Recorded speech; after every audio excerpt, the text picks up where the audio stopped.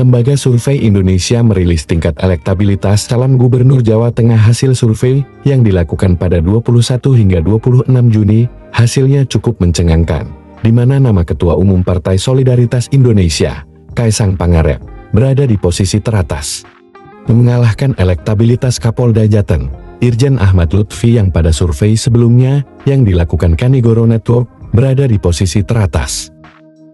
Sesuai hasil survei LSI yang dirilis pada Minggu 30 Juni 2024, elektabilitas putra bungsu Presiden Jokowi itu mencapai 25,6%, disusul Ahmad Lutfi sebesar 16,1%, Tahad Yasin sebesar 13,4%, Bambang Pacul sebesar 9,7%, Abdul Wahid sebesar 6,2%, dan Sudaryono sebesar 6%.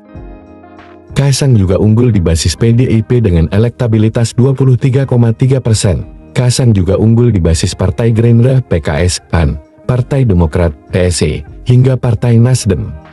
Kaisang Pangarep unggul di setiap basis partai kecuali basis Golkar, PKB, dan P3, jelas Direktur Eksekutif LSI, Jayadi Hanan, saat memaparkan hasil survei. Jayadi mengungkap, nama Kaisang juga menonjol di kelompok yang puas dengan kinerja Presiden Jokowi. Dari 85% warga Jateng yang puas dengan kinerja Jokowi, sebanyak 33,8% memilih Kaisang menjadi calon gubernur. Margin of error survei ini, lanjut Jayadi, kurang lebih 2,8% dengan tingkat kepercayaan 95%. Wawancara dengan responden dilakukan lewat telepon oleh pewawancara yang dilatih. Pengamat politik yang juga Direktur Eksekutif Indobarometer, Muhammad Kodari, menilai hasil survei itu menjadi bukti besarnya pengaruh Presiden Jokowi pada Pilgub Jateng tahun 2024. Karena itu, Kaisang seharusnya mempertimbangkan untuk maju di Pilgub Jateng dibandingkan Pilgub Jakarta.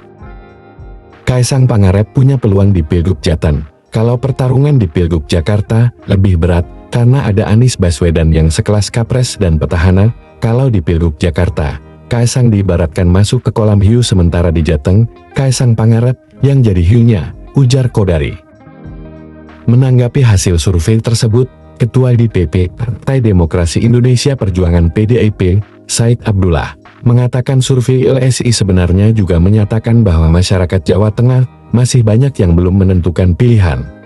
Meski elektabilitas Kaisang tinggi, namun basis pemilih yang disurvei LSI masih banyak yang mempertimbangkan calon-calon lain. Persentase elektabilitas yang diraih Kaisang dalam survei tersebut juga belum terlalu menonjol, yakni hanya 20% dan itu belum mengangkat untuk jadi calon. Survei LSI belum bisa dijadikan patokan untuk mengambil kesimpulan, kata Said Abdullah.